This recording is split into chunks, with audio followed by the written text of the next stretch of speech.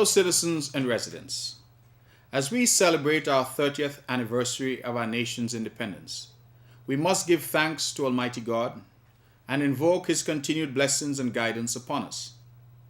While we have witnessed considerable adverse change in our lives and in our nation's circumstances, there is yet much to be thankful for. We must, as a matter of duty, pay tribute to and recognize the contributions made by the architects of our independent nation, our first Prime Minister and our first Premier, the Right Honorable Dr. Kennedy Simmons and Dr. Simeon Daniel respectively, and who together ushered the nation of St. Kitts and Nevis into being on the 19th day of September 1983.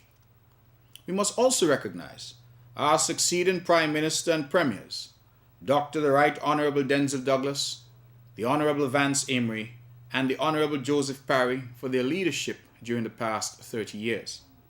These are men who built on the platform that others who had gone before them had left.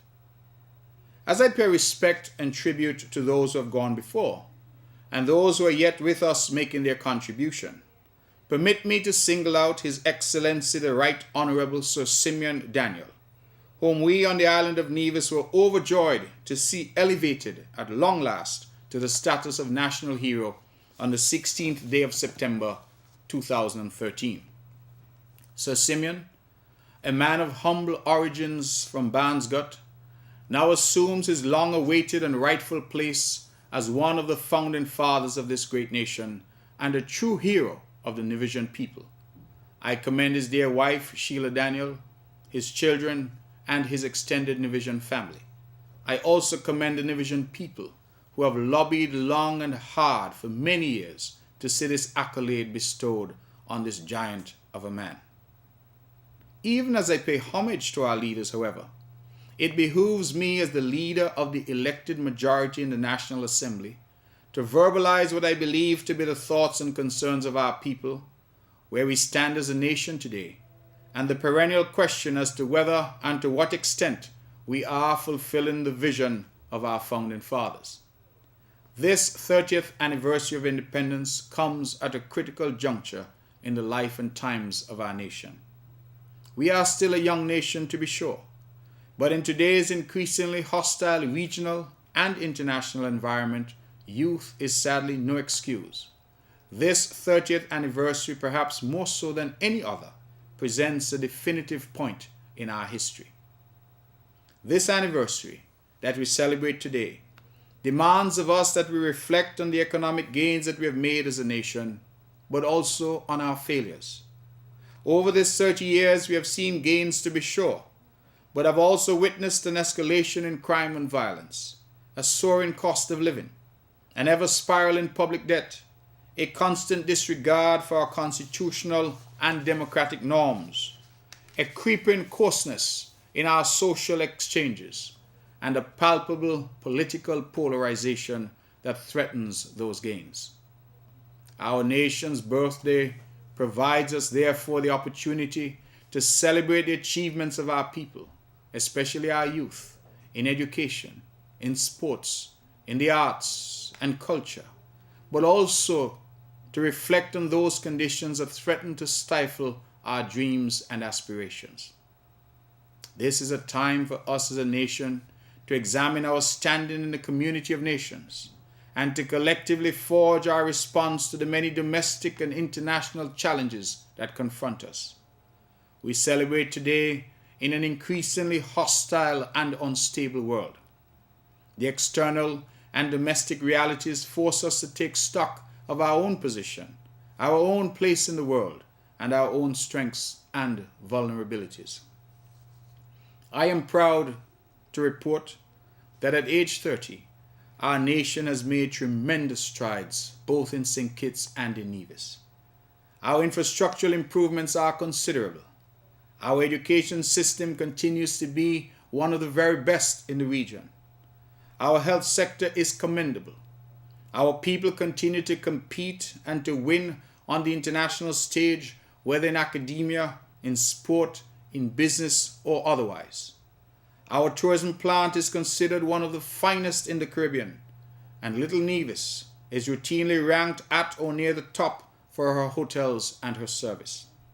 In every facet of human endeavor, then, we have grown and developed and achieved as a people. Whether it's world champion sprinter Kim Collins, double centurion maker in a single cricket test Kyron Powell, retired Chief Justice Sir Hugh Rollins, or current President of the Caribbean Court of Justice Sir Dennis Byron, the evidence of the successes of our citizenry abounds.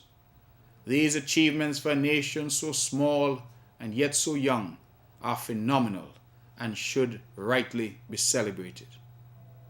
Yet we, as proud citizens and residents of this land, must not allow complacency and the revelry of celebration to muffle our voices regarding the many economic, political, and social issues that confront us. We must not allow double salaries, big concerts, and the empty rhetoric of leadership which is well past its sell-by date to stifle our concerns for our country. It saddens me deeply that with all our gains as a nation in the past 30 years, we now see the enemies of democracy massing at the gates of Bastille and the shores of Charlestown. In 2011, Nivision saw the lust for power result in the wholesale disenfranchisement of their own brothers and sisters, whose only sin was that they did not support a desperate party in power. That fraudulent election saw an historic court case which resulted in the first ever declaration in our history of a candidate's election as being null and void. Appeals and millions of wasted dollars later, and the verdict was the same. Electoral fraud had met its match in Nevis. But did we learn anything from this attempted hijacking of our democracy? Alas, the evidence suggests that we have not. As leader of the opposition, I presented a motion of no confidence some 9 months ago. To date, the nation cannot get that motion tabled in Parliament through the machinations of a desperate leadership clinging to power. Similar efforts by your loyal opposition, undertaking the people's business to present integrity in public life and freedom of information legislation as private members' bills, have been equally thwarted. Our notion of democracy, which expects majority rule, has been set on its head. A curious coalition now governs St. Kitts and Nevis with 5 seats, while a majority of 6 seats sit unified and together in opposition. To add insult to injury, we now see that illegitimate minority foisting itself on the people of this country by desperately attempting to gerrymander electoral boundaries to manufacture a win at the polls. Alas, despite the tremendous gains we have made as a nation, our beloved St. Kitts and Nevis has been reduced to a laughing stock in the region, a poster child for dysfunctional democracy. Let us, brothers and sisters, therefore, not be overwhelmed by the revelry of the celebration. We must be reflective and contemplate the kind of St. Kitts and Nevis we wish to fashion over the next 30 years.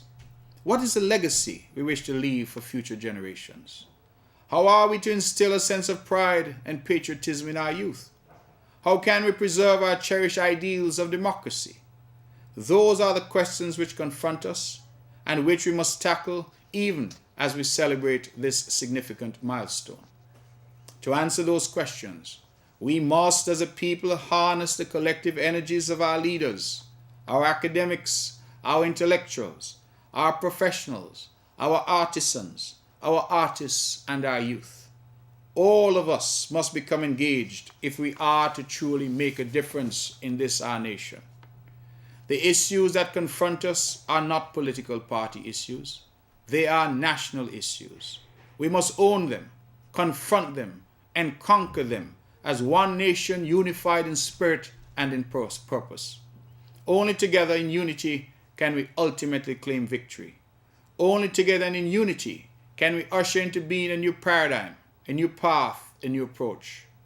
Only together and in unity can we clear away the failures of the past and ensure that our nation is restored to its rightful path of justice, fairness, and equal opportunity to all, with respect for law and order and our democratic traditions which we hold dear. Holy Writ tells us, "Oh, how good and how pleasant it is for brothers to dwell together in unity. I issue therefore the clarion call with Holy Writ as my guard and my guide, that our people on this 30th anniversary of independence must come together and dwell together and work together in unity. May God in his infinite mercy bless all the people of St. Kitts and Nevis and all those privileged to call this paradise their home. I wish you all a happy 30th anniversary of independence.